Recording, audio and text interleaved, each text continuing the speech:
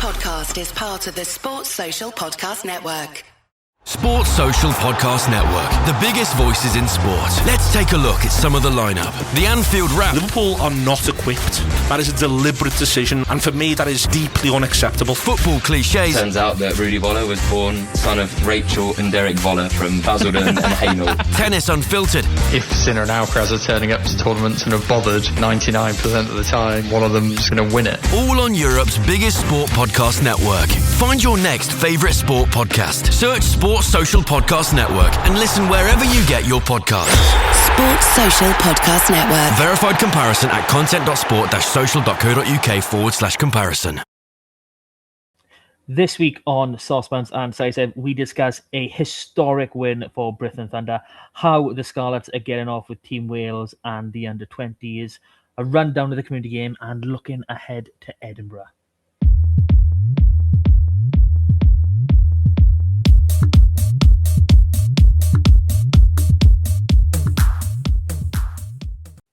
Hello and welcome to the Sosbans and Sidesteps podcast. Yes, we are back, and joining me, Big M, this week is Mr. HG Rugby and Jon Huw. Good evening, my friend. Jon, Huw. I'm just going to keep the rotation going until something sticks. I don't know what's happening. I like Nathan. I really did. Yeah, well, great. You should have said it to my mother 32 years ago, and maybe we'd be here. I don't know what to tell you.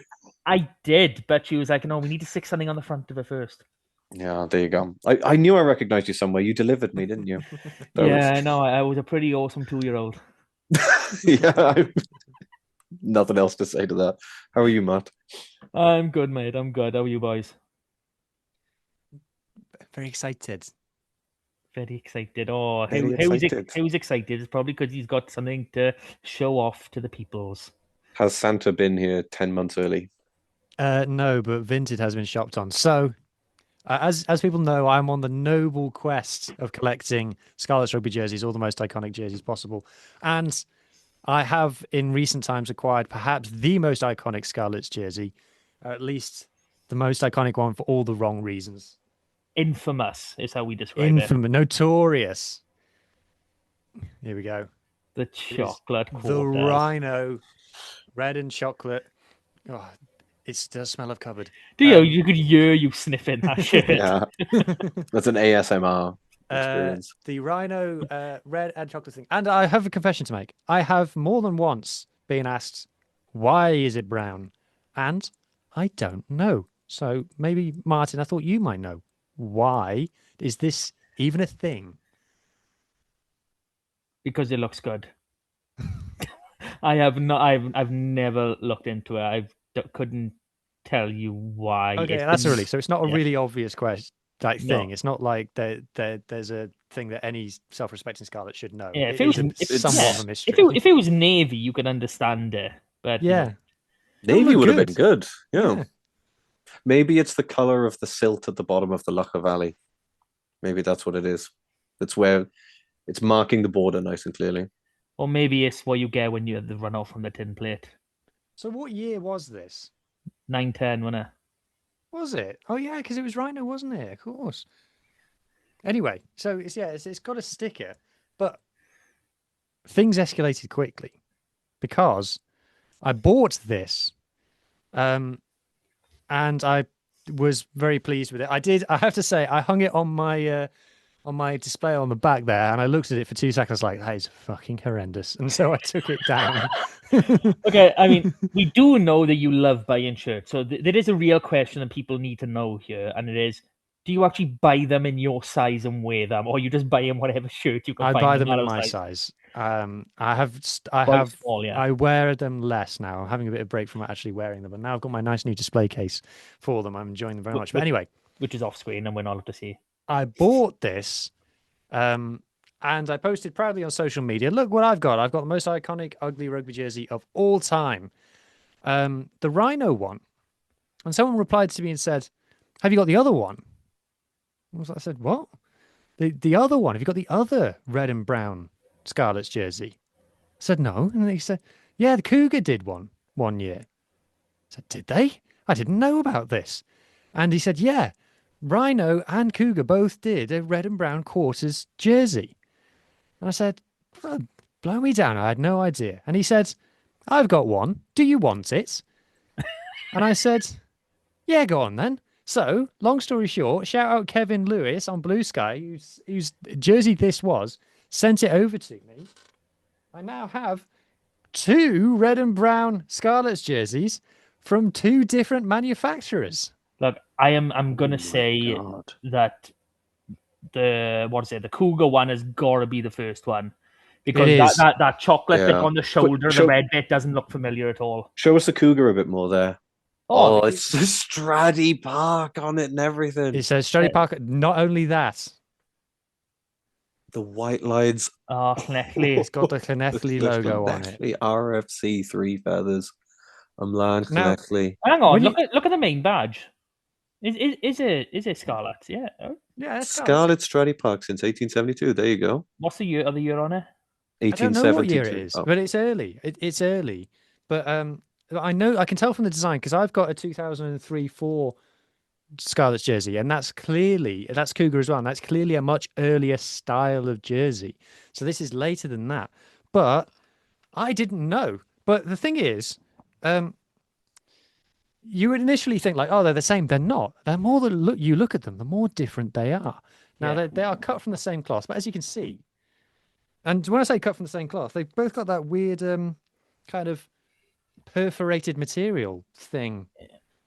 Even on the sides, and the extra perforation on the sides. But you can see the color of brown is slightly different. It's darker on the Cougar one, and I think that works less badly. I was going to say better. And the Cougar one's got white piping. The white piping is nice. Both sponsored by WRW.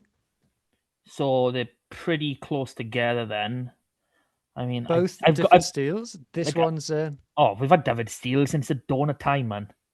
This one's got the sticker. See? So Mr. Lewis didn't have 2006. Can you show me the back?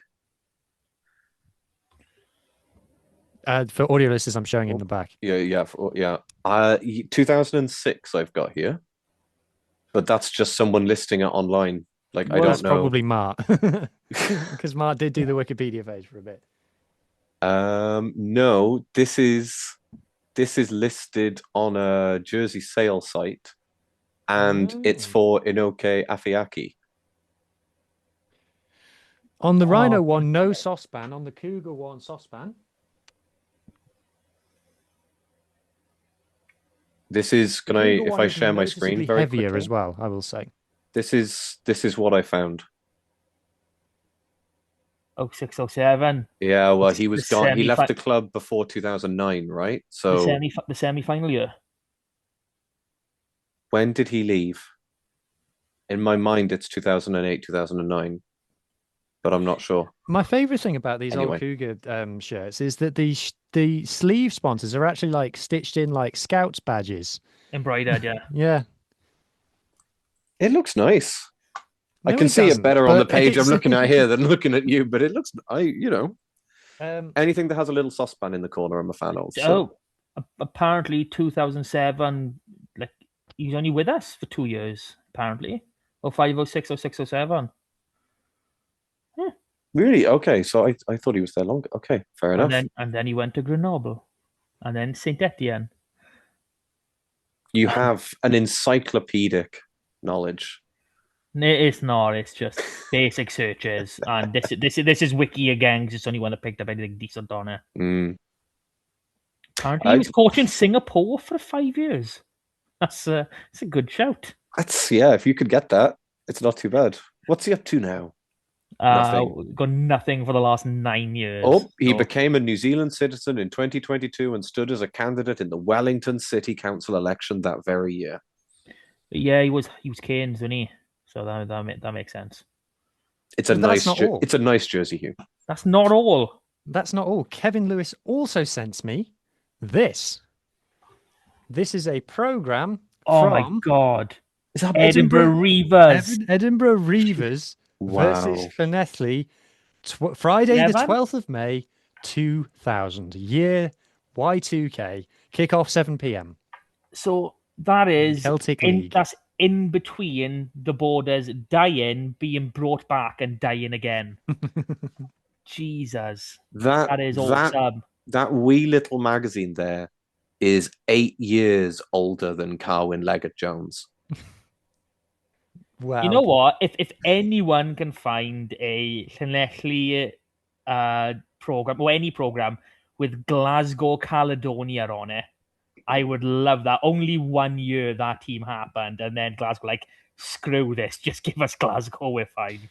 But would you like to hear the Llanelli team from this game? Oh, let's go first.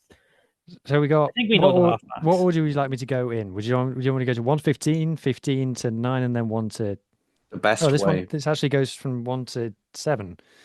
What's your preference? It goes from 1 to 7. Yeah, 8 comes before 7 in this. Yeah, that's the old way. This 1 to 6, then 8, then 7 in it. That's how it's down. Yes, that's the old way. 1, 6, 8, 7. Yeah. All right, I'll just read it in the order that it's in. Number 15, Garen Evans. Number 14, Wayne Proctor, who was captain on the day. Number 13, Nigel Davis. No idea whatever happened to him. No, fell off the face of the earth. Number 12, Daffyd James. Number 11, Mark Jones, Scarlets legend. No idea what he's up to now. Number 10. Good, he was wing for charity. Any guesses for number 10? Steve-O? No. Ooh. Steve was on the bench. Steve was on the bench. I can't think off the top of my head. It's that long ago. Gavin Henson. Gavin Henson playing. I think we're gonna have to burn that. Gavin Henson starting at 10 for Llanelli. It's Didn't nice know he to was know ours. that. Sorry, say again. Didn't know he was one of ours. Yeah. Yeah, I don't remember him having a go at 10 at any point. Yeah. It's nice to know that the tradition of starting 12s at fly half ahead of fly halves on the bench is a tradition. It's a tradition we have kept alive and well. And long may it continue. Number 9, Patrick Horgan. And then into the forwards, we've got Simon Ems at number 1, Robin McBride at number 2, or hooker, I should say. Tight end, John Davies, just a made-up West Wales name. Good, powerful scrummager. Wait a second. I just looked this up because I had something in the back of my mind. That's Gavin Henson's only appearance for us, I think. You can. It happened. It was in the back of my. No. I'm telling you what happened, but I think that's the only time he actually lined up for us. Is that what it is? And it was at 10. Yeah, Wikipedia saying it's literally here in black and white. I'm agreeing with it. I'm just saying hang on, he's got an autobiography. I mean, I'm pretty sure none of us have read it, but someone might have out there. Send Gareth Rousseau after it. He won't find it though. Into the second row, Anthony Copsey, Craig Gillies, I think. Maybe that's probably how you say that. Dav Jones at number 6, Hywel Jenkins at 8, and Ivan Jones at 7. Oh, Hywel Jenkins. Good man. Dav was awesome. Replacements was Martin Madden, Marcus Thomas, Vernon Cooper. This is back when there's only 22, there's no 23. Martin Madden, Marcus Thomas, Vernon Cooper, Ian Bubia, number 20, Rupert Moon, friend of the pod. Stephen Jones in 21 and Celeste Finau in 22. Christ, I'm surprised he was ever on the bloody bench. The money that boy was on. Jesus. I love hearing Martin Mann's name. Best man ever. So send in more collectible match day programs. I mean, thank you to Kevin Lewis. Very enjoyable few minutes there. Gavin Henson was on more episodes of Strictly Come Dancing than he was on the pitch for us. I think that extends to more than one of his clubs, to be fair. How many episodes of Strictly Come Dancing was he on? Well, I mean, you could probably get his Saracens and Toulon caps and our cap all together. Maybe even his Cardiff caps. You could pretend. Yeah, I don't watch enough Strictly to know. We need Lee to double. Hang on. Yeah, all right. There you go. We'll put the call out. See if we get this by the end of the episode. He's going to be, because normally I only tag Lee in the WhatsApp after we finish recording, peek behind the curtain for the listeners. But so we'll think, oh, they finished early, but no. How many episodes of Strictly? Oh, we don't need to hear it. Super Gab before you can call him a man. Yeah. Oh, God. Okay. That so lovely very jerseys, lovely match day program. Has any rugby happened? Yes. Female rugby has happened as well, and a little bit of history I'm hearing. Britton Thunder beat a very, very good team. Very, very good team. Britton Thunder became the first ever non-Irish team to defeat the Wolfhounds, the current league champions. I think they've done the three-peat actually.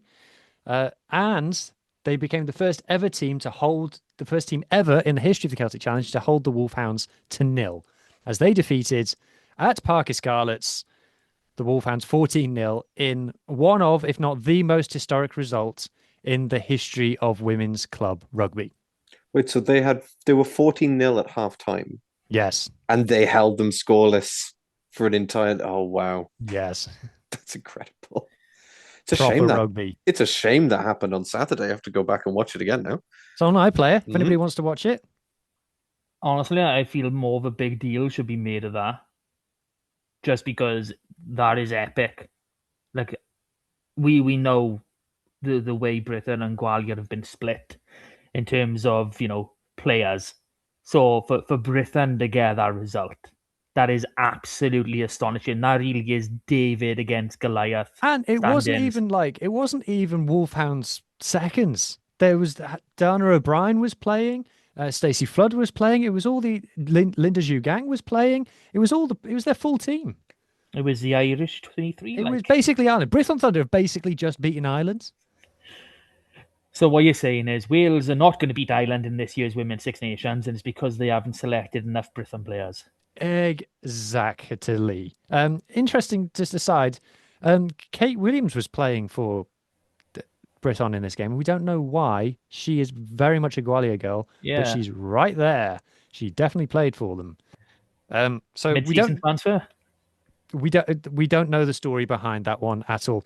But in terms of star players, I mean, obviously all of them. Hannah Marshall got official player of the match, which is great to see. Britain need Hannah Marshall to be a star player, and she was in this game. I want to talk about Georgia Iono. I want to say that's how you pronounce it. Iono. I'm not sure how exactly. Iona. Is it? Aiono. I want to say. Say that again slowly. But I'll just call it Georgia because she spells Georgia the cool way with J's. So she's Georgia, and she's number 8. She's 18, we think. But my goodness, what an athlete this girl is! I think she got player in the match in our last win because we've beaten Edinburgh back to back. So this was 3 wins in a row for Britain, I think, or at least 3 from the last 4, which is fantastic. She's a heck of a player. She very nearly got player of the match as well. I'm a big fan of both of the Serens, Lockwood and Singleton. One scrum half, one was a scrum half and is now on the wing. I think they've both been excellent in every game that I've watched them play. Christ, Lee has responded. Sorry, Brithon, we'll be right back with you. With how many? 11 appearances. 11 weeks. There's never 11 weeks in Strictly there, is there? And you have to trust him. He's the oracle. So in that weeks. You can get in. You can't. So Cardiff, he had 8 appearances. London Welsh, he had 9. But you can get the Scarlets, Saracens, and Toulon in together because that'll be a total of 7. And Pencoid as well. If you want Pencoid into, then you can have 8. Well, I don't know how many games he's turned out for Pencoid, to be honest. He may have turned out for a few more than just the one. Yeah. Got to think when he was like maybe 16, 17, he probably had a few games. Can we just refocus on the historic women's rugby result, please? Oh, yes. Yeah, sorry. Yeah. So, yeah, I say that I've mostly run out of things to say. Gwen Crab and Natalia John in the second row. Awesome Obviously, I thought that. Do you know what? I thought our scrum was excellent in this game, and I thought that the referee should have rewarded it a bit more. The referee did not have a good game, and if he had had a good game, I'd think that we would have won by more. So he reffing. Yeah. So they lost to Wolfhounds a month and a bit ago in Ireland, massively in Ireland, Yep. and in less than 1 month, they've turned it around to beat them 14-0 at home. That is massive. massive. I mean, we're Incredibly coming to the end. It's the biggest now, result the competition has ever seen, unquestionably. Like we're coming to the end of the season now, because obviously it starts mid-late December and it runs for what, 11, 12 weeks? There's something like 10 that? regular season games. There's playoffs this season. So we're maybe a couple weeks from the playoffs then. I think Can't we've be got that 2 far. rounds. I think our next games are. I think we've got Glasgow at home. If it's at maybe? home, Away, if it's at we've had them home, at home. No, it might be Ah. away actually. We had them at home in the first round. So yeah, so we've got Glasgow, and then we got Gwalior to finish the season, and Gwalior have fallen off a bit of a cliff. They've lost a lot of their top players, called back to PWR. getting paid, you mean? Mm. Yeah, it's all to And- play for, is what I'm saying. It's great because you've got the win against Edinburgh at both legs against Edinburgh, so the home and away. And now it's momentum, isn't it? More than anything else. And so Look, I am guilty here. Like last season before, I did follow Britain pretty thoroughly. This year, I've dropped off a bit. So, what is the table looking like? I'm glad you've asked. What's the playoff permutations? Is it top 4, top 2? How's it working? I'm not sure. I'm not sure. That's great. But so Wolfhounds are currently top from Clovers. Then Gwalior are in third. Then Glasgow. Brython have now actually won more games than Glasgow, but we're behind them on bonus points. Okay, And then Edinburgh are bottom. I can't actually see the points totals on there. So it's from 6 for Edinburgh, 14 for Brython. There you go. 16 for Glasgow, 24 for Gwalior, 33 for Clovers, and 35 So it's a for massive game Wolfhounds. against Glasgow. So Glasgow, we're fighting for 4th. Bonus point win in there. Gwalior get fuck all in their game. And then we're playing Gwalior for 3rd. So we can get up to 3rd in the next 2 weeks if results go away. And then it would be a trip to Musgrave Park to play the Clovers, I think. We've already screwed over one set of Irish. Let's go another one. Why not? And then just win the whole thing at the end. I mean, in the park, it was close. It was 15. It was a good game, to wasn't it? Clovers. Yeah. So it's more than possible. So they've put together, first couple of games maybe not so much, but the last 6 weeks has been really, really positive. What's quite funny as well is that the Celtic Challenge social media admin, who God bless him, because that is that takes dedication to do that job. They clearly decided that Wolfhounds were going to win, so picked the photo before the result, and they're like, "Oh, okay. Well, I've only got photos of Brit." Actually, to be fair, here's a picture of the Wolfhounds not scoring. Yes. To be fair, the URC is quite bad for this as well. Like when Welsh teams play against Irish teams, because the Irish photographers, oh my god! Like if you get when you get access to the URC official photos, which we have, you get all of the URC photos, and my goodness me, like any Munster or Connacht game, for whatever reason, you're literally 500 photos per game. It's like what is going on? But you often get, if a Welsh team is playing against an Irish team, all of the photos are of the Irish team.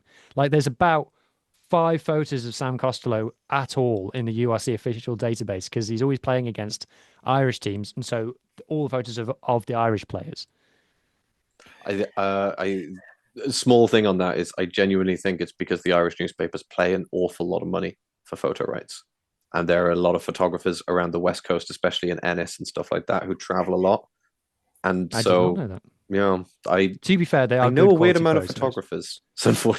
Unfortunately, that would be my theory on it. Do you want to see some of the Thunder's tries? Because they're good tries. I know what you're thinking. 14-0. How good can the tries have been? They're great tries. There's one. Can we get that again? First phase. Again. Oh no. From No, the no, ruck, no. They were pick and driving goes. close to the line, Mm. and then they Go go on, wide. hit So they go, up, hang on hit a up, minute, we're hit the up. Scarlets. Oh, they Let's actually go went wide. wide. And it worked. Centre straight through the middle. Lovely. Oh, that was it. That was Eddie Yeah. James. That was. Mm. Actually, no, And that was more of a Scott Williams try, to be honest. Amy Williams' try was great as well. Full back. There were wheels on it. This is Ireland International she's gassing here. See you later. Yeah. Hang on. So it turns out some people can outrun an Ireland international. So the Wales women's squad has been announced now, hasn't it? Yes. Well, the wider training squad. It was before this game. How, like, what sort of representation? Oh, you're testing me here. I'll have to find it. We can come back to it next. Are we on next week? Yeah, I think we're on next week. Yeah, we're on next week. Oh yeah, for this game. Yeah. So we'll talk on next week after another fabulous Britain win and up into fourth of the table. So the question is now: do we want to talk about Wales or do we want to talk about Wales 20s? You can pick. Well, we'll be working our way into the community. So let's go backwards. We'll start at the top and work our way down the pyramid. So we'll go for the old boys first. The 21 and above group. So Scarlets for Wales. I think before we really get on to performances, I think we're all really upset about the two boys that went off on the weekend, and we're hoping that it's nothing serious. Obviously, Tane, we believe, is an AC joint, so his shoulder. That's anywhere from a couple of weeks to 3 months, possibly longer. I mean, I know it's not quite the collarbone, but it's attached in that area, and we know how awkward they are to heal, like Sammy will tell to us. And we have no idea what's wrong with Sammy.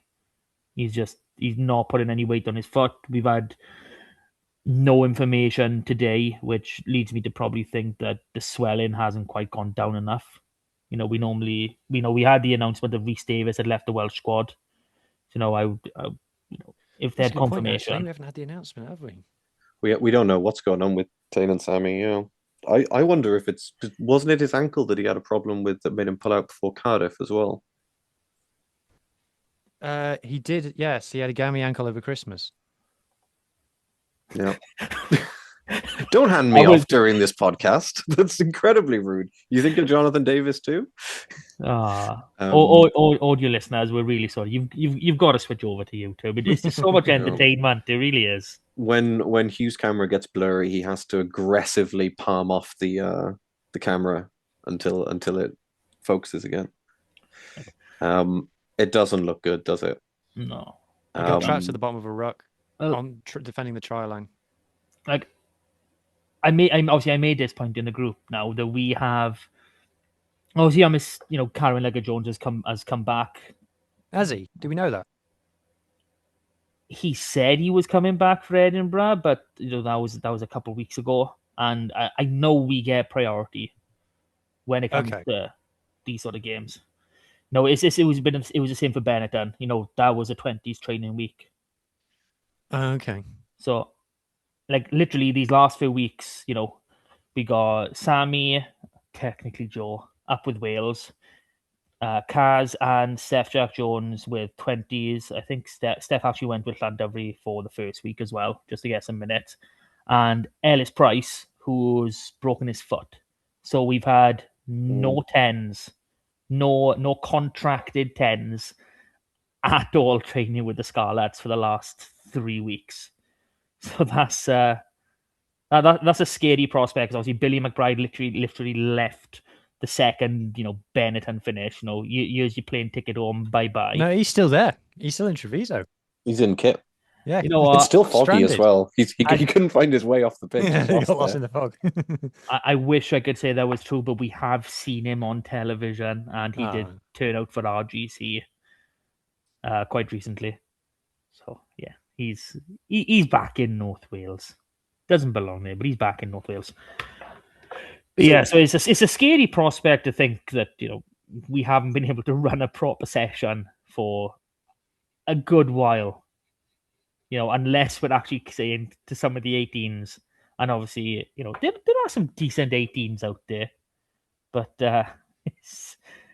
it is absolutely maddening that you can have a professional club without a single boy in a position. Who knows? Maybe our favourite Marek Evans. I think he might only be 16. Maybe he's been called up to train with the boys. Who knows? I mean, you are kind of in the situation where you're looking beyond the SRC to look for tens at that point. So, yeah, but the thing is, even if you do look at the SRC, obviously, Jon and Huw with Llandudno is absolutely brilliant. He is bang on at that level. He dominates. He really does. And he was probably on par with McBride to be pulled back in for that week. Obviously, Billy has more experience, professional experience at least. But that is literally the only other real 10 within our region. At this pro or semi-pro level. Quinn's is Ellis Price and Cameron Legger Jones. They Ivan Davis, they've got currently playing 10 for them as utility back. And Llandudno use Jon Hughes, sometimes use Jack Maynard, who's a 15, and Steph Jack Jones, who's with 20s. So we really, really are limited to, any 10 with at least some form of professional experience in our area. So it's going to be interesting to see who wears number 22 or what sort of team rocks up for us this weekend. But back to Wales. How do we want to do this? Shall we go in order of position, or how should we go through it? Whatever you like. I don't mind. Let's bottom to top. Let's go with Elias. Good impact every time he's come on. Every time it's been very noticeable. I honestly couldn't believe that Belcher was named for the first game.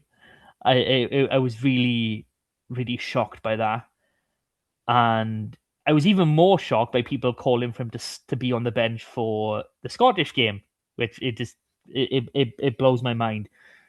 But yeah, both games coming off the bench, he was absolutely massive against France.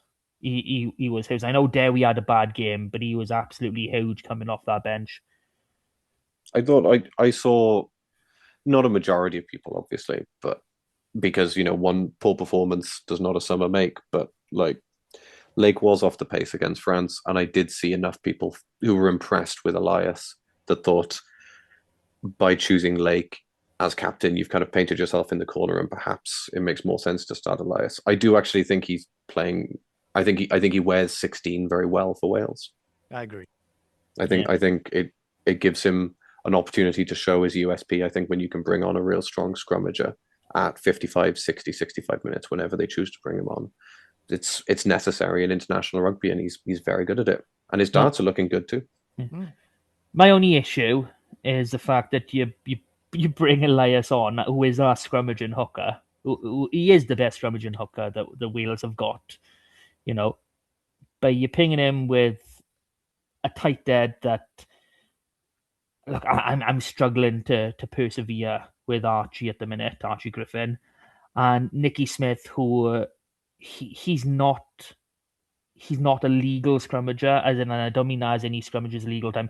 He looks for pens. He's not there to give you a stable, strong scrum a pushing contest. No, he's trying to win a pen every single scrum he goes in, and that's not what you want at that point of the game, especially. You want any ball you have to be safe and solid so you can actually do something, because you've got tiring defenses.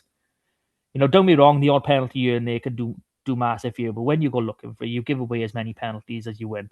So and the stats reflected that in his last season for the Ospreys as well. So I do think they've missed a trick by not selecting Matthias and Henry Thomas.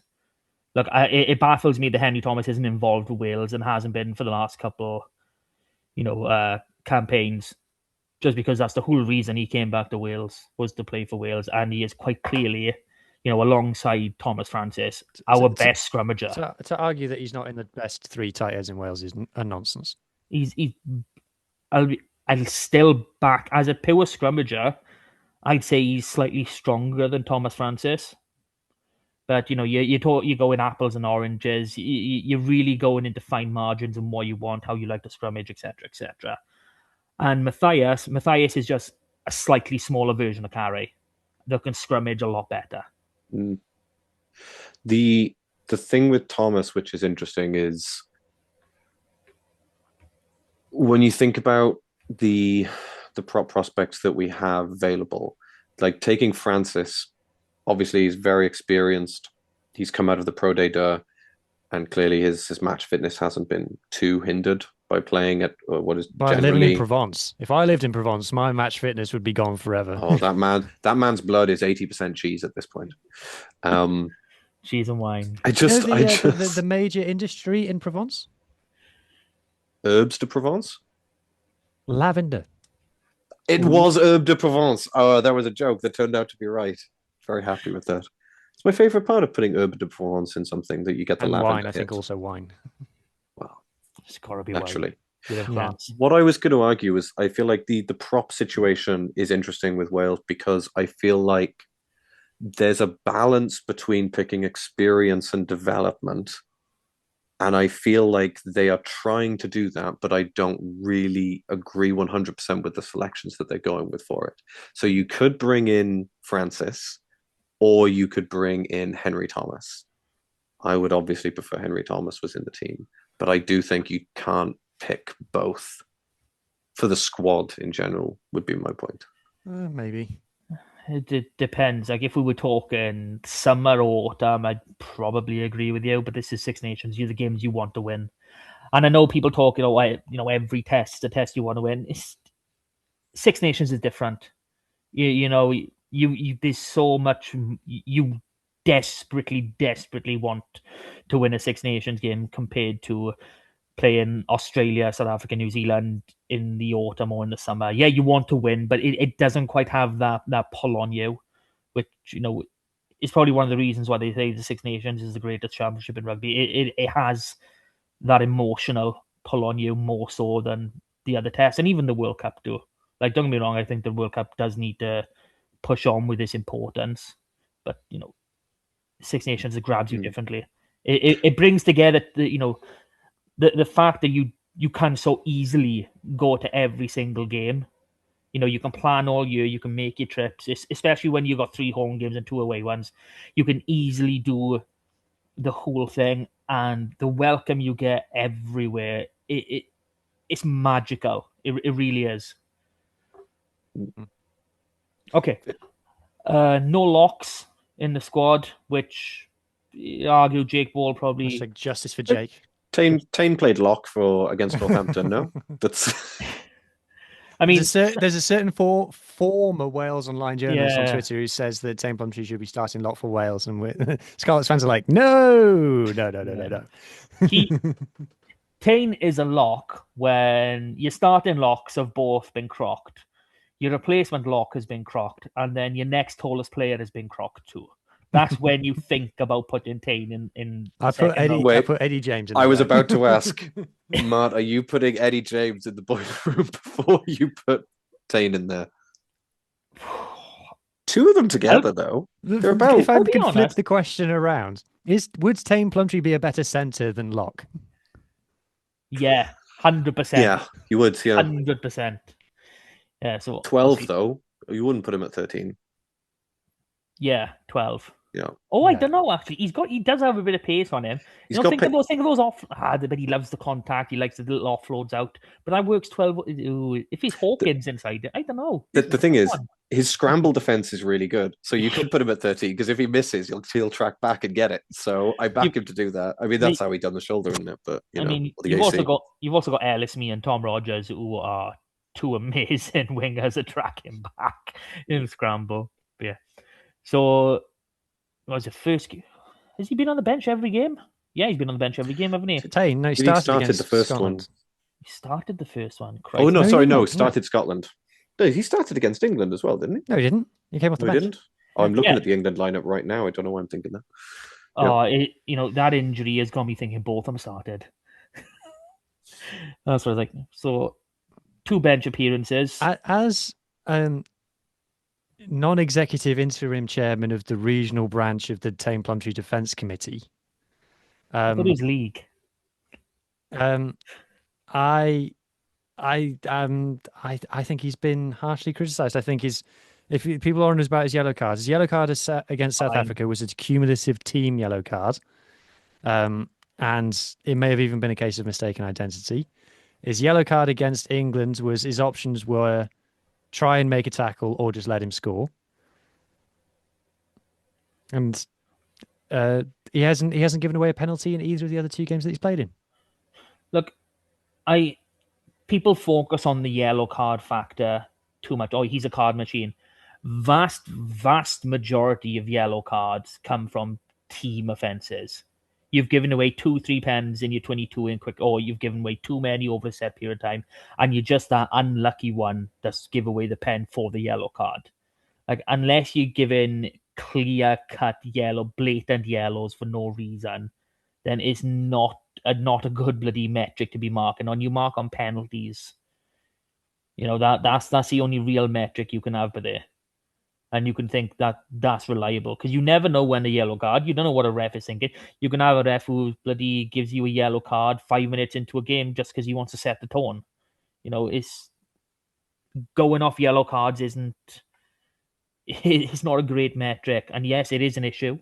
We can't argue it's not an issue, but it's not something to purely judge a player on. So Tame Plumtree has given away one penalty in this Six Nations so far, which was his high tackle on Henry Pollock over the try line, where it was a try-saving tackle, but unfortunately he has hit him in the face. Joe Hawkins has given away 3 penalties. Alex Mann has given away 4, and Dove Jenkins has given away 5. I don't think you can really complain too much about players like Jenkins and Mann. Well, I mean, this is the argument. I wouldn't complain that if Plumtree had given away 3 or 4 penalties. I don't think you can complain about him giving away 3 or 4 penalties across 3 games, because you kind of pick a player to be abrasive and play on the edge like that. That's what Jenkins is there for. That's what Mann. I don't particularly want Mann to start in general, but that is his game. And if you pick him, you accept that is going to happen, that's a risk. And I feel the same way about Plumtree. I do think that those numbers will tell you that they're just over the edge a little bit too much. I think you can argue for 1 a game, definitely. And obviously, Dav is like 1.66, and obviously Mann would be 1.33. So it's marginal. It really is marginal. Dave Jenkins does so much around the pitch. Amazing. If you look at his what would you call it, involvement, and his penalties conceded per involvement, it would be minuscule, absolutely minuscule. Because he goes through so many rucks constantly. He is you need someone who works their arse off at lock, and bye does he. And he's the hardest working lock in the Six Nations. I love him. I think he's awesome. Yeah. And we'd love you even more if you traded that shitty Exeter jersey for a lovely Scarlet one. So maybe we'll do one in red and brown again, just for you. Yeah. For you. Just for you. Yeah. Oh no, everyone else is still keeping the white and navy stripe. he's going out in quads. Pure. No. He's a purist. Got to do it. Yeah. Other back rower, Josh McLeod. I feel like Josh has really been hard done by his valuation. I really think he should have been retained in the team. Why? He was really good in that first. Still Wales' top rucker. In terms of like how busy he is. Like his breakdown stats against England were amongst the best in the whole Six Nations. His breakdown stats were, but I think the England game in general. Okay, so obviously there were issues. There were lots of issues across the park, but that back row wasn't like if you'd given him Botham or Tane, you would have seen a more balanced performance, I think, from there. Whereas instead he was playing 7. It felt like more of the time he was playing 6 because he basically had to hit every second ruck. So like his stats are really impressive. Yes, he is. I'm not saying he's a bad player. Obviously, we all think Josh McLeod is amazing. But what I'm saying is his stats aren't amazing because he's a good player. His stats are amazing because he's a hard worker and he was left a lot of work to do. And he doesn't naturally, as a person, seem to shirk from that. So if you give him work, he'll do it. And that's what he did for 54 minutes, whatever it was. Depends where you look, really, how many minutes they were actually on the pitch for. He went off before 55. I'm sure of that anyway. But he was on the pitch for 52 minutes. There you go. So yeah, I got 52. So those stats are indicative of his work ethic, but also I'm trying not to badmouth any of the players who are on there, but like I felt watching it that there were jobs being left undone that McLeod was more than happy to step in and do. Yeah, I think to be fair, that England performance is the worst performance I've ever seen from any team in the Six Nations. I mean, I'm looking at the back row for the next two games, and obviously, if we discount Tane from Scotland, because obviously both of them play majority, both Wainwright and Ollie Cracknell Wainwright. If you stick McLeod in either of those back rows, that's a much better balance, and you'll get through a lot more. Because I think we've accidentally stumbled into our 6-8 combination through this injury. I think both of them and Wainwright work absolutely amazing together. That's my thing. I wrote about this is that combinations worked, but I feel like they stumbled across them by accident, not through planning. Like, Man had a really good game. I'm not going to say he didn't, because that would just be flat out lying. He had a really good game, but the balance is not. We've just got to accept that Alex Mann is a fact of life when it comes to Wales now. He has started now 9 test matches in a row. He started every game that Sherratt's been. I don't think he played in the Six Nations last year. Since of course, Japan, no, but in Japan, yeah. Since Japan tour last season, he's played and started every single game. Started in every game in 3 consecutive campaigns. I mean, I do look. I think our best combination right now would be having McLeod in there and Deeves on the bench. I'm assuming Tane is out, because I do think we're missing that person. Look, I know both of them does work in the ruck. I know Mann does work in the ruck. Well, you can move Mann back to 6. I don't think. I think both of them are too good. I don't know what Mann is. I don't know. He's a 7. He is a 7. I can't imagine. Okay, in URC level, in like league period URC, he's a 7. I can't see him. I can see him being able to play 6, and obviously he can play 8 as well. But like, I don't see if you get to knockouts in the URC, I don't see how you can start him at a position other than 7 when you've got someone like Botham at Cardiff as well. When you've got not Faletau, I can't remember the name of them. Big Al Lawrence. Like, when you've got them there, I don't know why you would start at any position other than 7 in knockout rugby. And you've got to treat Six Nations if it's knockout rugby. I don't know why you start him at 6. He's got a fantastic attitude, but he's just not big enough, in my opinion. I mean, big enough's probably another idea. He's just not quite intense. I know what we'll do. We'll start Eddie James at 6. He is big enough and intense. He's too nice. I think Eddie's too nice. What do you want him to do? I think he'd do it all. Okay, who's next? We're going up. We're on to the man of the moment. Mr. Sam Costello. And let's take a moment, because from I think it might have been Monday, the news started peaking that Sam Costello was going to start, all the way up to kickoff, and even for maybe a minute into that game, the shit that was online about Sam Costello being in that 10 shirt was fucking unbearable and disgusting. Like, I've got no problem not liking a player. I got no problem not wanting a player in a jersey, but the vileness, like obviously it's not everyone, but like 75% of the Welsh fan base seem to just hate him, and I can't fathom why. Like, I've seen people talking. You go on your socials, and it's like people making comments as if they haven't watched him play for years. Is like they've never seen a game of him in Scarlet. They've only seen a few minutes when he's had his cameos with bloody Wales off the bench, or his starts with, what was it, 7 starts, 4 9, 6 centre combos, 6 back row combos. So it's unbelievable the shit that Sam Costello has had to deal with. And he was given half a chance. This wasn't even a full chance. This was only his third game with Hawkins and James as his centre partners. Third game. He's played 2 with the Scarlets. He's only known Hawkins. This was the thing. People were saying like, oh, they should play the. Well, I mean, we'll talk about them in a bit. But people were saying, oh, we should play the Scarlet centre combo. It's like, it's not really a combo. Like it's our least selected together combination. It's still be 2 games, and I know you can go back. You can say go back to they played their 20s was a long time ago. And that's 5 years ago for these boys now. I mean, you gotta get over that for starters. But just wow. Honestly, I don't think Sam was given half a chance. He was given the same game plan as France, and he grabbed it by the scruff of the neck and he just ran for it. He dominated everything that he'd done. He took charge. He does what he does for us. He's literally told. Look, I know people say, "Oh, Thomas kicked the ball away a lot in the first game." No, he's told Thomas, "Give me the fucking ball." And that's what you need from a 10. And then when you're talking the defensive line, one, he will tackle his heart out. We know he's a beast of a tackler. What I love about Sammy's tackles is how quickly he gets back up again. If you watch him tackle down, roll up, back in the line.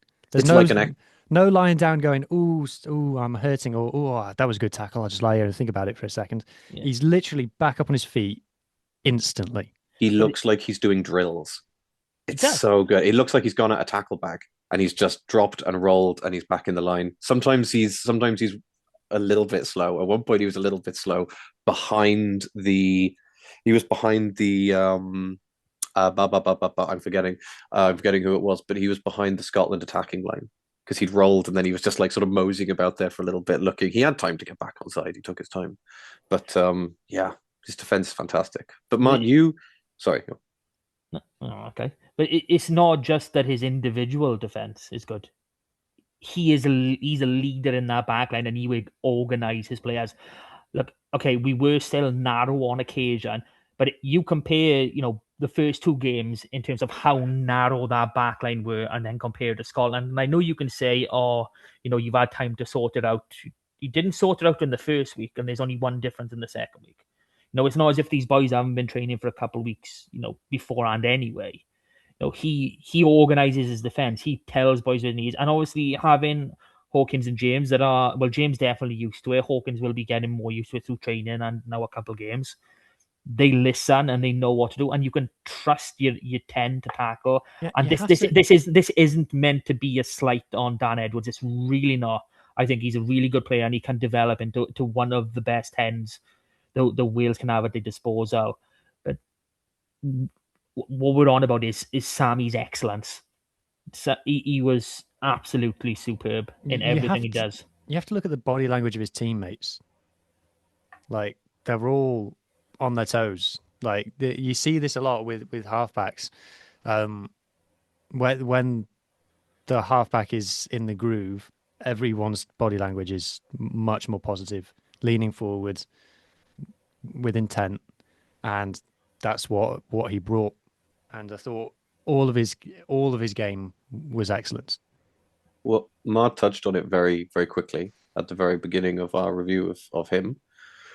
But I don't know if you felt it as well, Hugh, but before we started recording, Matt and I both said that we thought the game plan was different on the first watch of this game. That something felt so substantially different in how they were going about the attack. I had to go back and rewatch the France game to prove to myself that someone's got to, just to prove to myself that the attacking strategy hadn't changed. And there are a couple of adjustments. There are some things that are different. They bring Adams in as like a second or third receiver at times in the England game, in the Scotland game, which does help like stretch a little bit, and putting Hawkins out on the wing. That I don't think they'd done that in previous games. Maybe they had, but like the difference really was Sammy standing closer to the line, willing to take a few hits, and he did as well in attack. Like he left himself a target intentionally, and the difference was really clear. I'll echo your points as well, Matt. I do like Dan Edwards. I think Dan Edwards is a good 10, and I think Thor, if I'm being selfish, I think for Sammy to be the best that he can be, which is what I want more than anything else, is we need Dan Edwards to also be a fantastic 10. And we need the two of them to be competing for that position. We need a bigger Anscombe sort of situation from a few years ago. And although hopefully Sammy's ceiling is higher.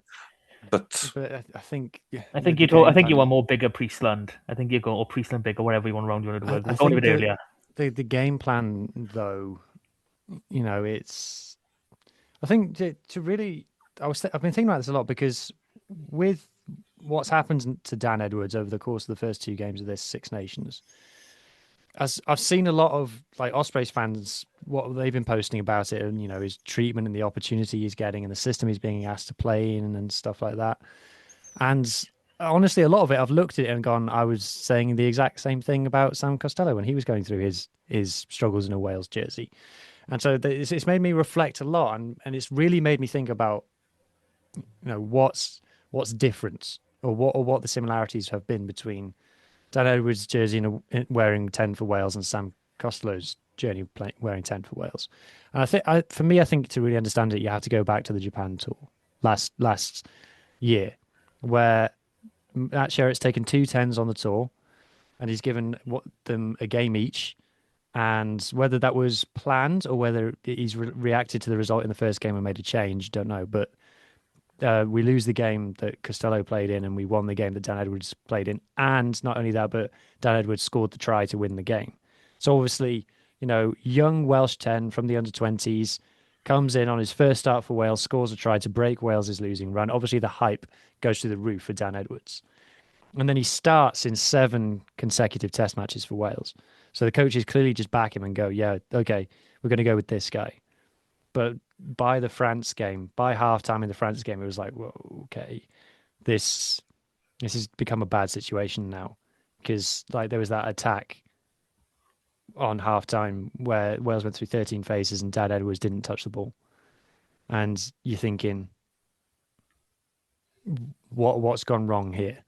And unfortunately, something had gone wrong. And I do think that the coaches need to shoulder a bit of responsibility for that, of how much they pursued something that's, to me, never really felt like it fit. Because if you look at, if the Wales attacking system is the Cardiff attacking system, look at the fly halves that Cardiff have got, who they've had, and what they're expected to do. It's not at all analogous to what Dan Edwards' natural game is, unfortunately. I'm interested to know what you imagine Edwards' natural game is, because for me, I think of him as not a ton of involvements himself, but leading like a large amount of attack, a lot of ball in hand play, higher possession for his team, which I don't feel like for this Wales team fits the way that we should be looking to play. If you look at his touches per minute, he is the lowest of any of the fly halves who've played in the Six Nations so far. And I think if you watch him play for the Ospreys, you see that he often doesn't stand at first receiver. He's usually standing at second or even third receiver. He wants his touches to be in the wide channels. He wants to be making the line breaks and get second touches. He wants to get the ball past it and then get it back again straight away. Whereas if you compare to Evans or Costello or Sheedy, someone like that is always first receiver. And Dan Edwards is not, his first thought is not to stand at first receiver and distribute. That's not what he wants to do. So he's not a general, as what we see with Costello and generally what you see with majority of 10s then. If you want to give him the archetype of that, no, he doesn't fit into that sort of general mold. I'm sure he's still calling plays, he's still controlling the game, but he's doing it from wider out.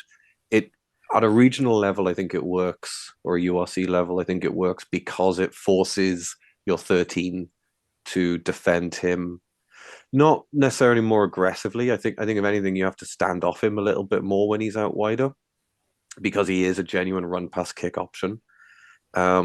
It's just the as any 10 should be. You know, it's just the fact he's standing in that position. But like internationally, like the caliber of 12 and 13 that you're going up against, they will make those decisions probably faster than he can make them himself. Yeah, because what I'm thinking is where he is standing out, obviously it's more on how a defence would line up. He's not coming up against flankers and hookers, you know, basically running 1,000 miles an hour just to get into his face. He's got, you know, your centres who will run, they'll slow, they'll shift. You know, you do have that more time at regional level, and obviously this just completely not the case with internationals. What that also means is that his touches are low. His touches per game are low, and this is the point that I'm making, is that the match share attack system is not that. It's about the ball goes from the 9 to the 10 to the 12, and if Dan Edwards is stood at 13, that it doesn't work. I mean, that was what was really frustrating. I felt like when we were getting Sammy back before Christmas, and we didn't know if he was back. I remember it was Hawkins was in a 10 for the Stormers game, and then when Sammy came back, and I felt like I was watching him play, and I could see the position that he was taking, and we just come off the autumn internationals, and I was thinking at that point, like, why isn't he the starting 10 for Wales? Because this is not the same attack, but the shape is so much more similar than what the Ospreys run. And we saw it, you know, to bring it back to Sammy. It is, if you just have a natural general style 10, if we're calling him that, who has more touches, more actions per minute, and is at first receiver and is shaping the attack, then it works better. To give another example, just to show that it's not just about hammering Edwards. You know, I'd say that Sasha Feinberg and Gomezulu is similar to Dan Edwards in that he's not really a general. He wants to be making the line breaks. He wants to be doing the highlight reel stuff. And this season for the Stormers, he's being required to be more of a general, and he's honestly struggling a little bit. And he relies very heavy on Damien Willemse to kind of make it work for him. And just in the same way that Edwards needs Jack Walsh at the Ospreys. So it's not, when we say that Edwards isn't a general, that sounds just like criticism. We're trying to be as fair as possible, saying horses for courses. And I feel like it was always a bit of a square peg in a round hole, in my opinion. It's literally just play style. It's not saying I think Edwards is a fantastic player. It is a play style point. I don't know why you wouldn't give him Hardy even. Like, I understand that obviously Thomas is our best 9 option, but like, just give him, if you want him to succeed in that position, they had to give him players he was familiar with around him. Yeah. And that leads back into, you know, with Costello, what having a centre pair and he's actually played with, you know, consecutively at least.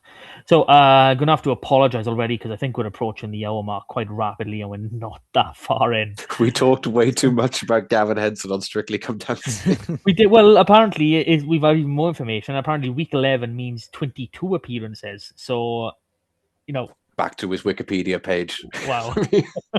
I think that means you could fit in Cardiff and yeah. Okay. On to the centres now. So Joe Hawkins and Eddie James. I don't really have that much to say about Hawkins. No, he's been okay. Solid. Yeah. He's outperformed Thomas. And I feel like that's clear, no? Again, not to slight Ben Thomas, but you know, again at international level, it doesn't seem all that difficult. For me, if I was picking the Wales team, I'd be going 6-2 with Ben Thomas wearing 23 every week.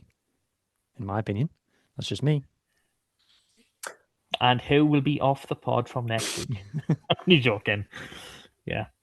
But if we switch over to EJ, pick whatever number is relevant at this point. Can I say one quick thing about Hawkins? Go on. Is them putting him out on the wing, moving him 12, moving him 13, moving him distributor in the last game, popping up all over different places in attack. That's what he is good at. That's what he is versatile at. And that is, I feel like they used him properly in attack in that Scotland game. He wasn't always in the 12th channel like you would expect. He was all over the place and it worked really well. That's just my only 2 cents on it is I thought that where he has shortcomings in other places, and sometimes if you just keep him at 12, his shortcomings, let's not mention 10, his shortcomings were a little bit more obvious. But I felt like in the Scotland game, definitely like in attack, he shone really clearly for me. A little bit lucky not to get a red card. Little Oh bit. yeah, forget Like, that bit. Yeah. Other than that, wonderful. But I think he's growing into it. I think there's this huge expectation on Hawkins, and there has been for years. And I think he's justifying his selection. I don't think he's pulling up trees yet, but I think he's growing into it. Now that the 10 cloud has kind of been moved away from him a little bit because of his performances for us over Christmas, I feel like, yeah, he had a little bit of a dip that was still obvious after that playing in 12. My optimistic thought is that has taken some of that pressure off him now. And that with Eddie outside him, we'll talk about it, who's going to be starting 10, but I'm just hoping that's going to, he can move forward without that pressure of thinking that he has to be our backup 10 now moving forward. Yeah. So, Eddie James, I mean, what job hasn't he been given these last few games? I think we just have to accept the EJ13 thing. If you can check the tapes, the moment that we signed Joe Hawkins, I said EJ13 is coming, and it's here now. So obviously everyone's been calling for Watkin to come in, which I cannot back. My personal opinion. I think we've just got to accept EJ13 is reality now, and anything that's a little bit rough around the edges, such as defensive positioning, we'll just got to wait for that to be fixed. Because his performances... he'll work with Joe Roberts week in, week out. He'll do his extras and he'll get him there. His performances, ball in hand, I mean, he is literally, and you can Google this isn't just hyperbole, he is literally the best post-contact meters per carry in the Six Nations of any player for any team. By a fair chunk. He's like 40% better than any other player. And we've supposedly played the two best teams in the first two rounds. Obviously, maybe 30%. Something's changed slightly with the first team and that, but we'll leave that there. But no, I can't. Obviously, if you're going to nitpick, defense is the one thing you're going to nitpick on is positioning. But again, this is in terms of professional appearances at 13. What are we talking? 8? 6, I think I counted. There we go. That tells you everything. You know what I mean? And obviously there are Scarlet ramifications for this as well, just because of the players we have. But in terms of Wales, he is the only 13 option, even though he's not really a full 13 yet. In that squad, you can say Owen Watkin, like you mentioned, but okay, you got someone who will defend and defend well, but again, no meaning to slight, but that's about it. Watkin doesn't have the attack, the pace. Watkin is now on his 4th Wales coach. None of them have favoured him. He's been around for 10 years. He's never been picked. Yeah. And then the other option is Louis Hennessy, who I've no issue being in the squad, but when you're including him as a main contender, you're like, is this the same issue with Archie Griffin? He's not being played regularly in his position. He's getting some games on the wing, but he's not being played regularly in the position we want him for his club. So why on earth are we trying to push through with it at international level? No, if he was there like Max Page was on the Japan tour as a training boy or whatever, then I got no problem having players in to do that. He's got one Prem game at 13 for Bath this season. Yeah, he's got one. Does that differentiate between Prem and Prem Cup? Yep. Yeah. I think I've accounted for Prem Cup. He's got one Prem game at 13. He had 3 last season. That's not international selection. That is young boy. Okay, let's have a look at you. Blah blah blah. Don't get me wrong. I know Bath is a strong team, but it's. But also, you got to. Who's he played against then? So he played against Sale at home.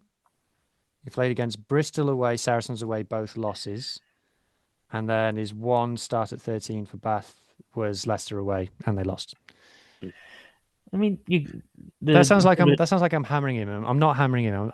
I'm support. The point that I'm supporting is these young players being plucked in, and some people calling them to start, and it's like there's especially with players playing in England, we know this is a thing that if you play in England, it's like, oh, you have to start for Wales, even though there are players in Wales who are doing more. But let's just look at it the other way for a second, rather than saying hammering him. Like, if his one prem start for Bath was against Leicester away, you said at 13. Like, that's not a trip that you give a kid that you're trying to put some confidence into. Like, that's you can't consider that he's.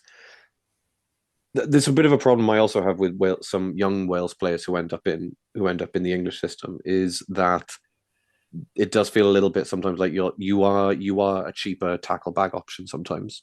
Some of the teams, some of the clubs, and it is like it's very hard to get yourself out of that position. I mean, look at how many starts did Hawkins have while he was down in Exeter? Look at Brian Bradley. It's just not. It's unfortunately, it's not, and it's not their fault for being there either. It's definitely not their fault being there. Like, it's our system that has left them over there. We've abandoned them to some extent. Cardiff are begging for centres at the moment. They're all playing in England, unfortunately. Anyway, but this show will never end if we keep talking about Bath centres. Okay.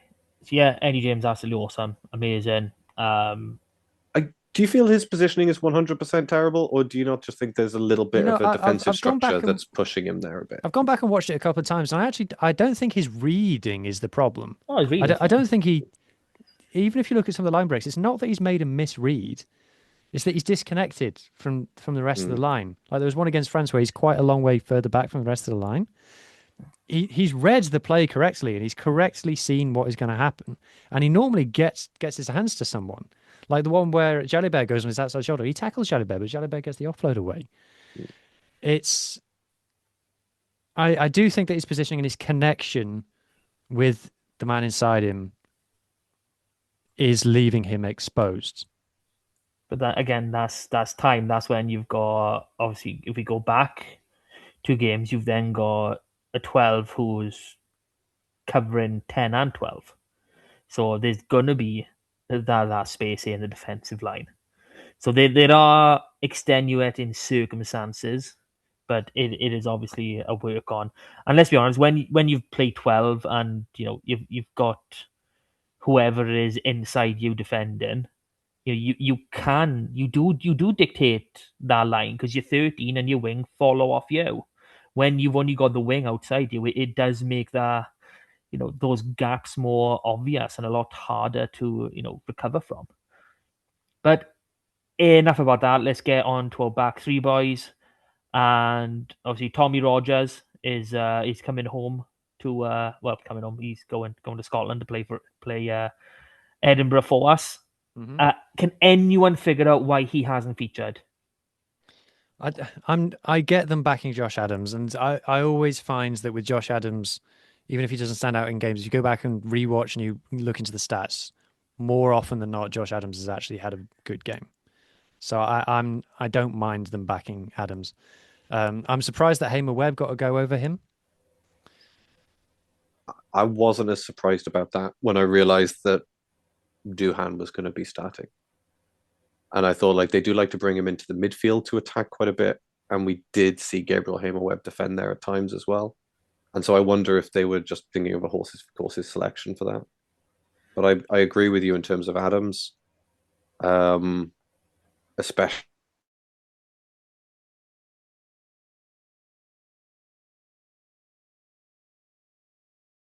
Really, really used often, used as a distributor in attack as well at times.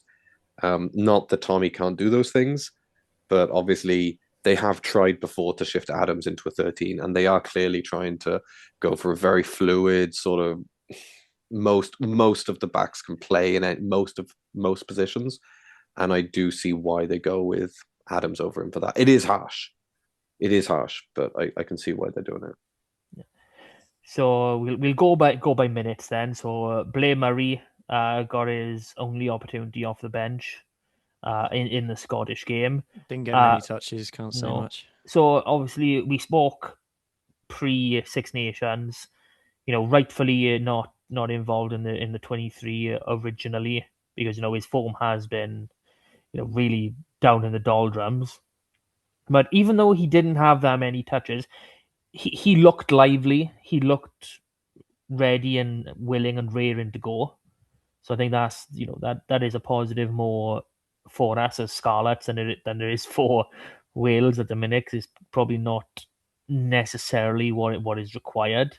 I do think that obviously he showed last year with the way he was hopping, skipping, and jumping against Scotland. His style of attack, his jinking, his moving, it does stand out against the Scottish backline. But obviously, he didn't get that many opportunities. I'm wondering if to show it. he might have been a smart selection against England because of the way that England kick and stuff. If you had Blair Murray running it back, he might have. I'll be honest. He was never not going to be selected, but Lewis Rees-Zammit hadn't played a good game at 15. Since Bristol put in there in December, he had not played a good game at 15. Yeah, okay, he's had a good couple of games now with Wales, but realistically, you weren't putting Zammit and Murray, because Zammit was always going to be in the back three. You weren't putting both of them in a back three against England when George Ford is going to kick the leather off our ball. I think it was always going to be very unlikely that we saw. Well, I thought it was unlikely we were going to see Murray in the back three for the first 3 games in general. Yeah, it's interesting that we haven't had him back though, isn't it? Well, I'll be honest. If you look at the squad that's been left now, so apparently the English boys are actually staying in camp because there's no Prem games. Obviously, I'm not a good thing. So there's 25 boys, in that camp. So Sam Wainwright's not going to be in the 23. Louis Hennessy's not going to be in the 23. So that means there's 23 players in camp plus Thomas Francis. That's who we're selecting the squad from. So the only obviously some orders, who's on the bench, who's not, is the sticking figures, and 1 back 3 player is going to miss out. That's literally the only. If you're Ireland and you're looking in, 22 players who are definitely going to be playing against you. One other thing is they're still shy a lock now, right? Because they're not going to continue through with because what Beard, Carter, Williams, Freddie Thomas, Thomas, sorry, Jenkins, and no Williams. Yeah, no, Freddie Thomas. I was thinking Freddie Williams for some reason. Carter and yeah. So it's 4 there now. Yeah, but Reese has been released. Reese Davis. Yeah, but they're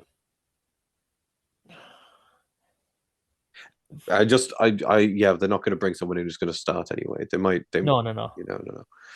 Like, I'd imagine they're going to be training more with the under-20s. I think they've been there. I'll be honest, in the last year they've been doing a lot more than that, which is good on both accounts. But I can see that happening this week definitely. Yeah, and 4 locks. Okay, it's not ideal, but that's enough to run training games against each other. Look, and then it's just for 2-3 weeks. That's not then. And then I think Ellis Mee, I would bring him back to play against Ireland. Yeah. 100%. I didn't hate Hamer Webb against Scotland, but he should be back for Ireland. Yeah, like Ellis Mee. Look, I know you get the vitriol with keeping Adams over me. There are reasons to it. You can understand keeping the experience of Adams when you're bringing in a new winger opposite him. In that back three when Zammit's still learning his way at 15 as well. But Mee has been the best back three performer this Six Nations for Wales. There's no, and he hasn't even played in all 3 games, and I think he's been subbed off as well, hasn't he? Yeah, he went off against England. But no, France. Yeah, both games.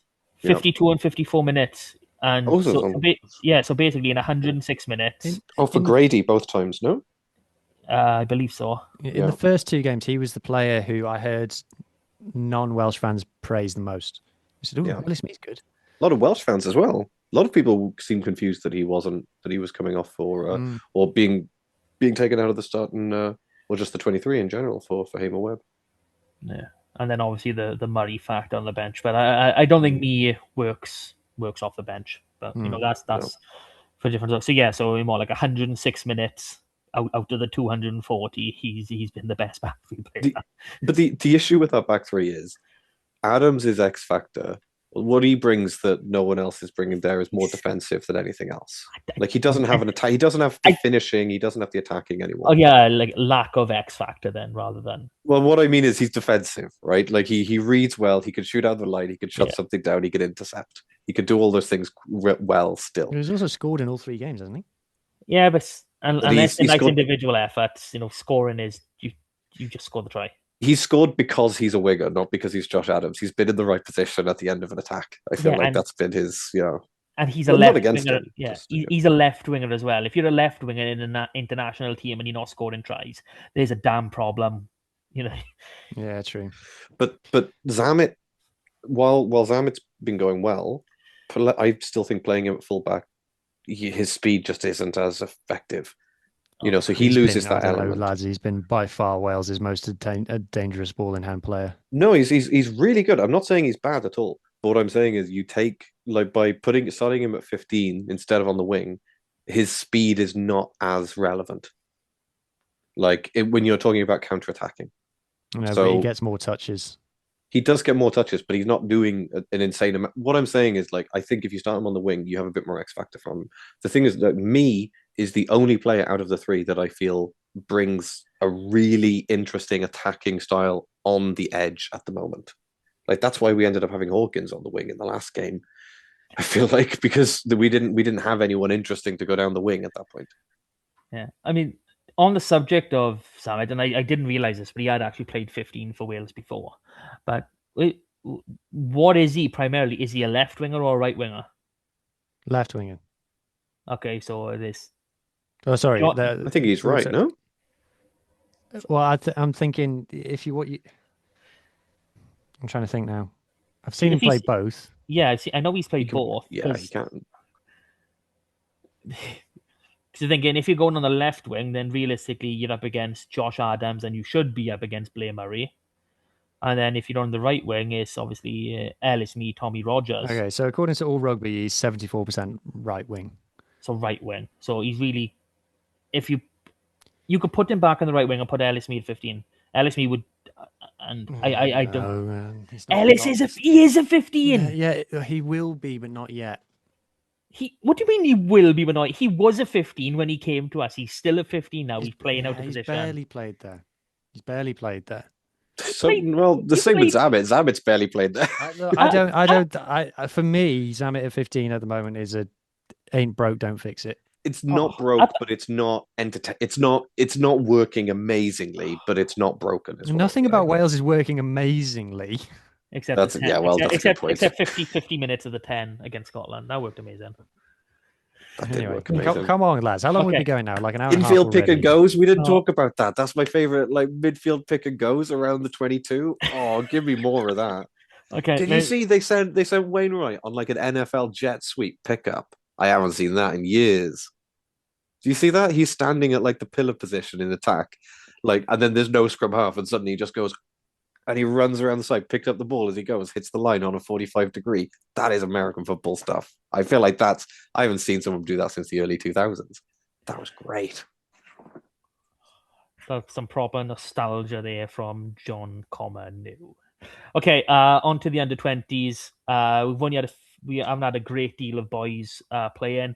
Obviously, we'll start with the man of the hour in our team, which is Carwyn Leggett-Jones. He, honestly, I think, whoever's making the balls for this competition, is really questioning, making that agreement, because they've got to be behind in the amount of balls they've had to make for this boy, because the amount of times he's booted that ball and how far he boots it, and it finds ground. I mean, you've done the stats, Huw. So I think he's top for kicks bounced. His primary strategy seems to be kicking. He seems to. He's a very adept to kicker. Do first. He is a very, very adept kicker, but So he's currently top point scorer in the under-26 nations. He's second for kicks in play behind Friday, the England scrum half. Second for kicks bounced and second for kick meters. And when you watch him, he's made quite a lot of mistakes, but very few of them have been actually punished by the opposition. And it's the reason that he's making a lot of mistakes is because he's trying stuff that just he's trying things that no other player in the under-20s championship is even trying. And see, this has been like you can go back to last year during the under-18 Six Nations Festival, and I was saying the exact same thing. He is doing everything he can to find out what works and what doesn't. He's in a new era now. He's into the professional game. You know, these boys, they are professional players. What can and what can't I do again? So he's going to be doing these things. Like his touch finders, he always pushes them, and you'll get the odd one that, you know, goes dead. Same as his kicks in behind. Like vast majority will be absolutely pucker. They'll find grass. They'll go and touch whatever. But you'll get the odd ones that just don't work, or they come off wrong. Like they'll hit the wrong part of his foot or something. But even though, you know, like we say, kicking seems to be his primary focus, I find him similar to Sam in the way that he runs and the way he marshals players around him. He likes the ball in his hand. He likes putting boys into space. Yeah, that's why we're fortunate to have him coming through and Sammy on the books, because it does let us keep a very similar play style when we've got the two of them. And hopefully he's going to be on the bench for most of next season. His pass is so fast as well. Pass is good. I love his kicking style as well, though. It's low, it's hard. Yeah. And he the amount of times I feel I've seen him turn a winger now on like to chase a 50-22 or something. It was great in the Benetton game. It was even better against England. And yeah, and the Scotland against game, England, he was the best player on the pitch by miles. The thing is, we beat England, he stays on the pitch. I 100% believe we beat England if he stays on the pitch. So yeah, so I think for people saying, "Oh, he makes a lot of mistakes," I think you're missing the point. I think the plan for him now is just play as many games as possible while he's young, while he's elastic. Just play as many games as you can. And this is the same for anyone in the under-20 setup. Stefan Emmanuel, Tom Bowen. You know, Cardiff got a game this week. Play. If they call for you, play. You know, there's no reason these boys can't be playing 30, 35 games a season. Easy. You know, obviously Carwyn is, you know, the younger age. If he was still playing the rugby his age suggests he should be playing at least twice a week. He should be playing a school or college game and then a game on the weekend for his club, and then obviously into the rack. You know, boys should be racking up dozens and dozens and dozens of games before they get into the senior academy and those numbers start to drop. You see this is what the Irish system gets wrong. And even the New Zealand system, you can almost say as well, is that players leave the under-20s and then they just don't get opportunities. So Calvin Leggett's in the under-20s now as an 18-year-old, just play as much as possible. Just play as much as possible. The thing, I do feel kind of bad for him because, you know, he was born 2007, I believe.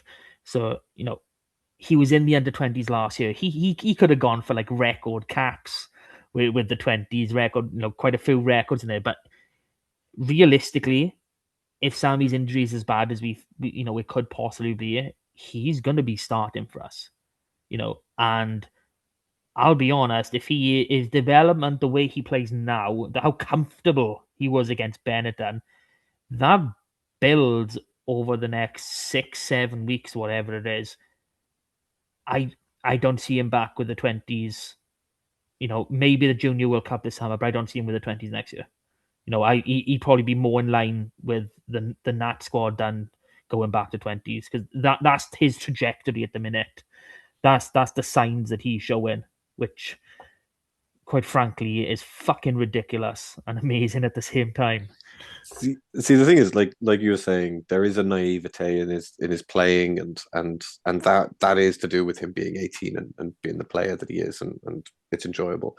The amount of people that I feel I've had to remind online that he has just turned 18, And people are like, "Oh, this kid's coming on and he's doing all these crazy things." It's like, yeah, of course. Yeah, of course he is.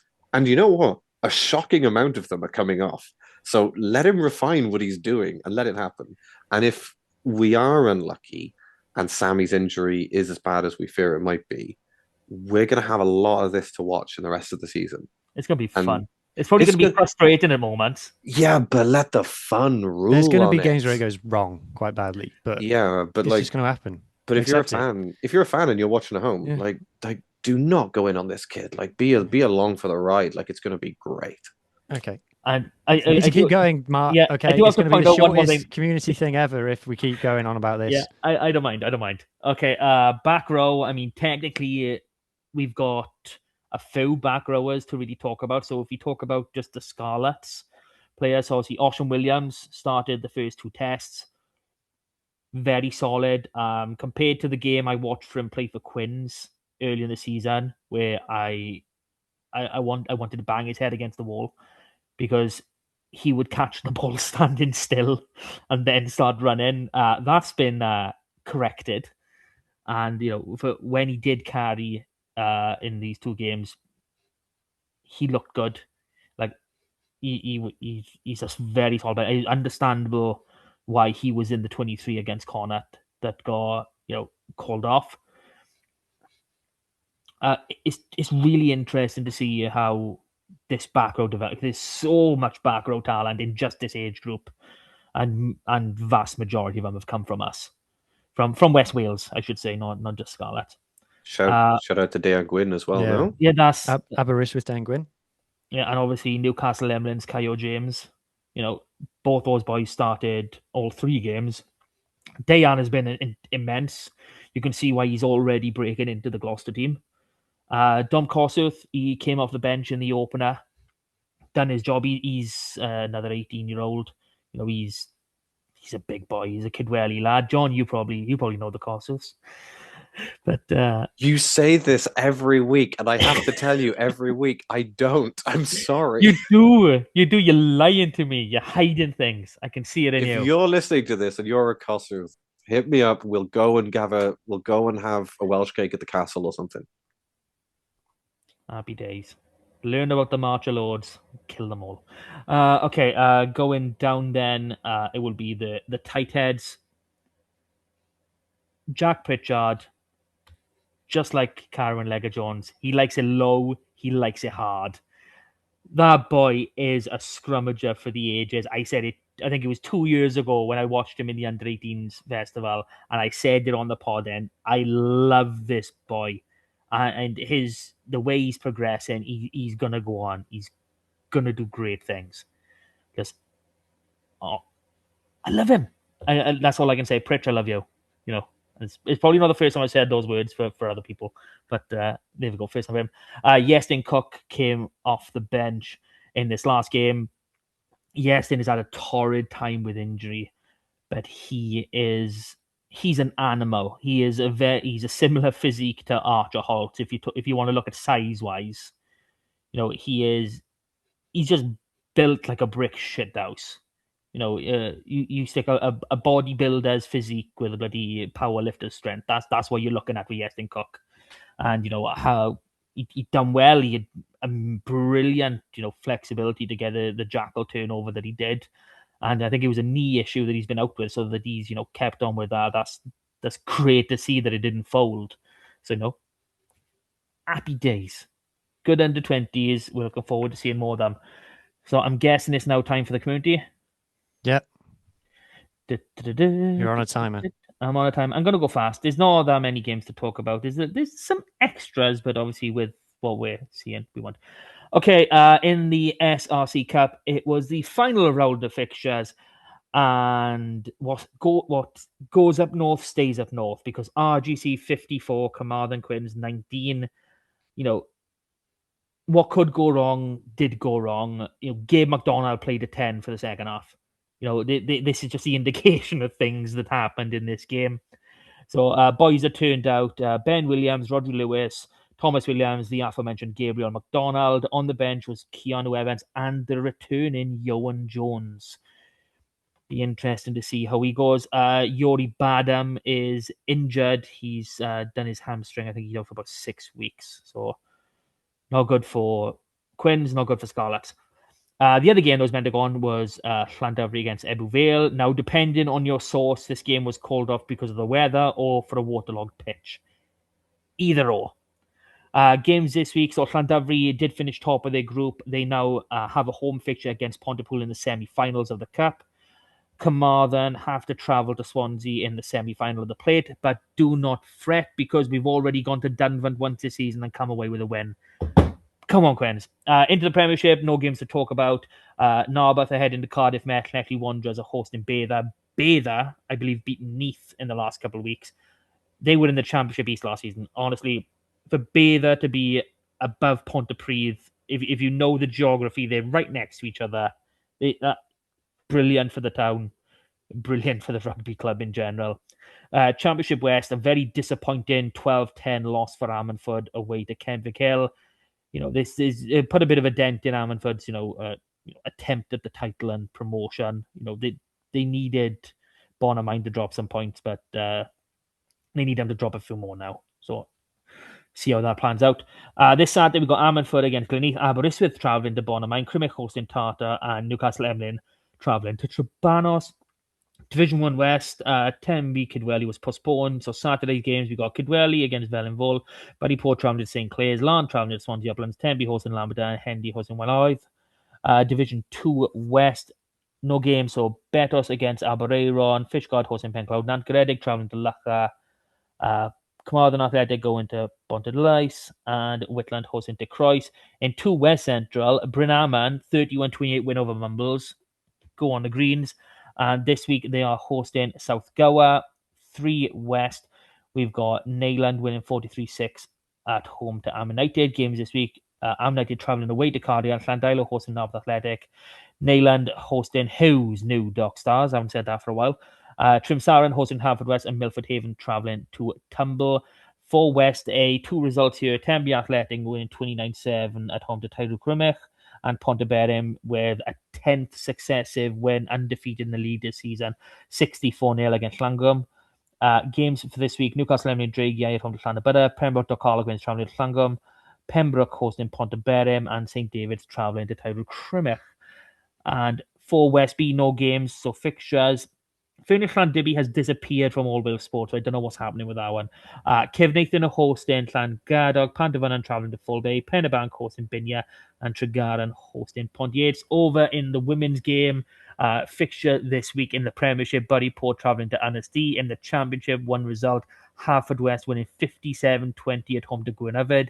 They get to return the favour now when they travel to Gwynafod this weekend. Lamberton hosting Llantwit Vardra, Whitland travelling to Old Penarthians. In the West Wales League, no fixtures this weekend, but we do have 1 result with Pembroke won a stonking 41-10 away to Newcastle Emlyn. And some youth games, just run through quick. So it's Cup week for them, quarter-final stage. In the Cup, Am United are hosting St Albans. In the Plate, Furness hosting Caerleon, Newcastle Emlyn going to St Gened, St Clair's hosting Lacha. In the Plate, Vellinvole travelling to Gilvercock, and Pennebank travelling to Penalta. And in the Shield, Lampeter are travelling to Cwmbran. That is it. Nice and quick. Are we happy, boys? Happy that we've seen everything? It was too quick, Matt. Yeah. Oh, I'm sorry. I'm sorry. Did you need me to go back? Do I need to talk about anything else? Just do the whole thing just one more time. Okay, so starting in the... Okay, Christ, we've been banging on to the Edinburgh game now. So Scarlets travelling to Edinburgh Friday night. It's going to be a cold one. It's going to be a fun one. The Edinburgh have a good following. I've looked at the tickets sales for this one, and there's not a lot of seats left. They have a very loyal following. You're going to need after this. You're bloody going to need one. So Edinburgh currently 13th in the table on 10 games played, 3 wins. So same number of wins as us. We're only 3 points behind them. They beat Benetton away, and in the Champions Cup, they beat Gloucester at home, and maybe someone else. I can't remember. Yeah. I think they're on 3 wins for the season. Something. Oh no, sorry, no, 3 is for this year. Sorry, for this year. Okay. good. Yeah. So since January, they've had 3. So I don't know what kind of team they're going to have, because they didn't have any players in the Scotland lineup for the England game, in the starting team anyway. Their coach isn't much loved, but I don't know. I mean, what's our team going to look like? So We've got our first choice front row apart from Elias, so it'll be Warthog and Harry Thomas as hookers. Our second rows are all fit and available, I believe. as far as we're aware. Yeah. Josh has been released, Josh right? released, which is massive. That's huge. Yeah. So And that's obviously Fletch. And So then that- so And- will it be Dan Davis? Oh no, Jared Taylor Matt. probably. Taylor. could be Max. Could be Max. Could be Max. Taylor on the bench. So the pack's looking all right then. Pack's looking Pack's good. decent. Bench. We didn't Scrum trust. half. We didn't trust Harry Thomas coming off against Bennett, and I don't know what that means. But We have no idea. He could have had a niggle or something as well. We don't know. yeah, Scrum half. We've got all our scrum halves. yeah, but it's going to be Carwin at 10, so it's probably going to be Cowdo again. Yeah. Mm. Archie on the bench, Yeah. And then it will be Johnny and Joe. Johnny and Joe. We'll have Jack Davis, Tom Rogers, and Tommy Lewis. it's going to be. I think it should be Page. Tommy Max. Lewis, but Page. I think Page to the bench. Yeah. And then a full bench cover.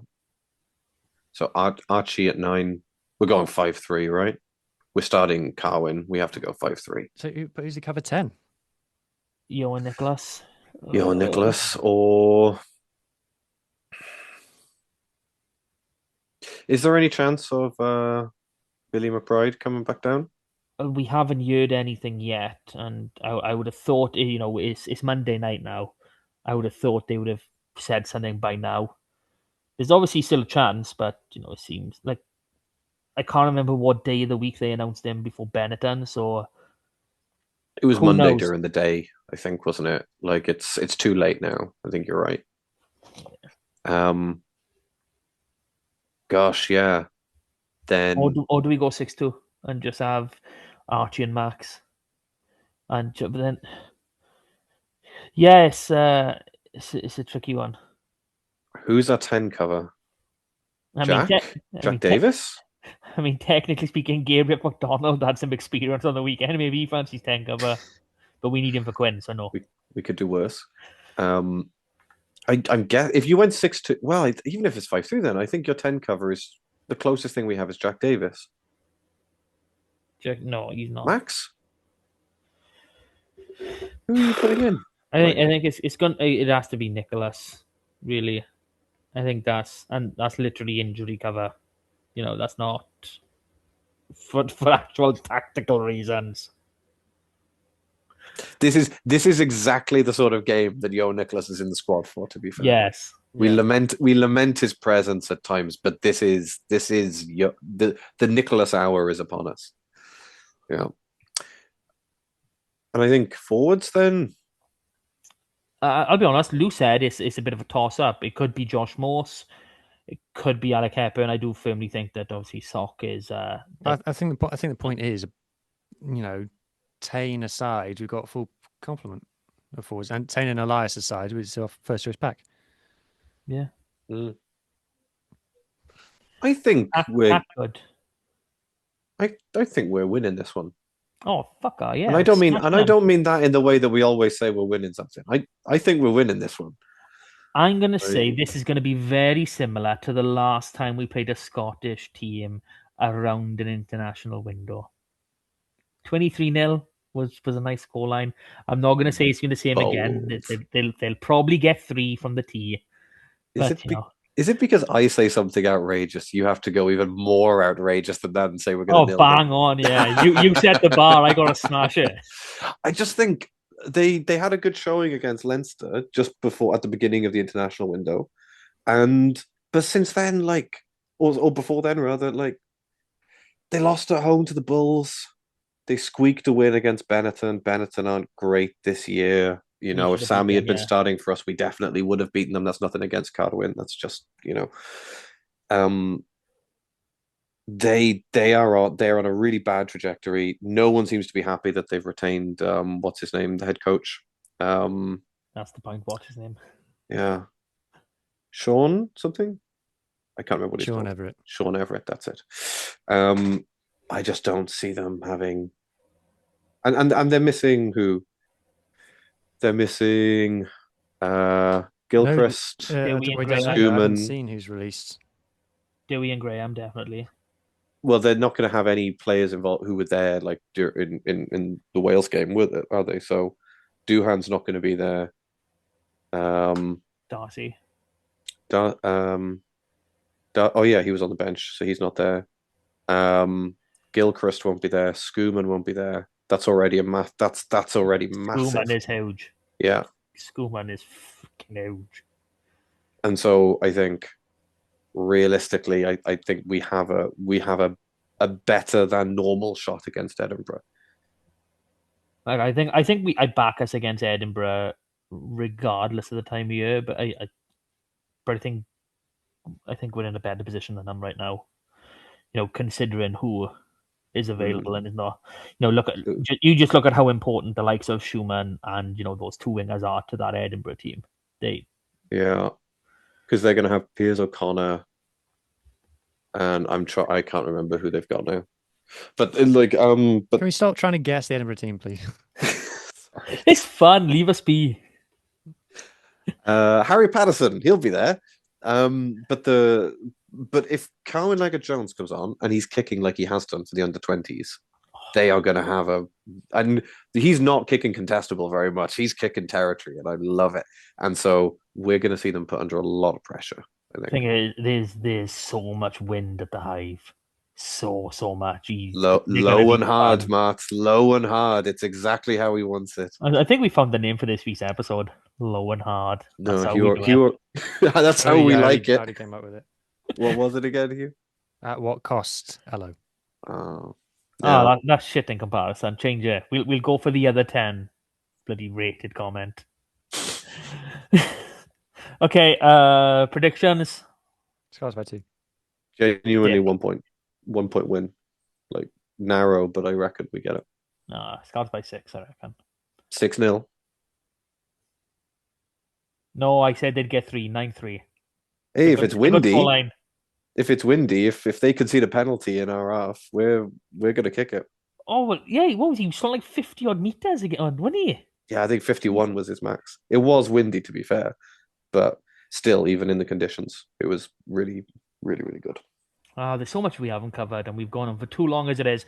So thank you for listening. Please like, share, subscribe. Look at the Shopee thing below if you're on YouTube. Yes, I'm pointing down. I hope it's there.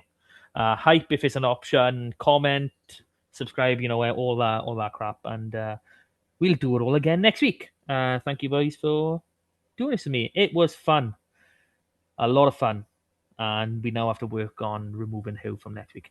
Okay, catch you all next week, boys. Bye again. Thank you. Bye. Yeah.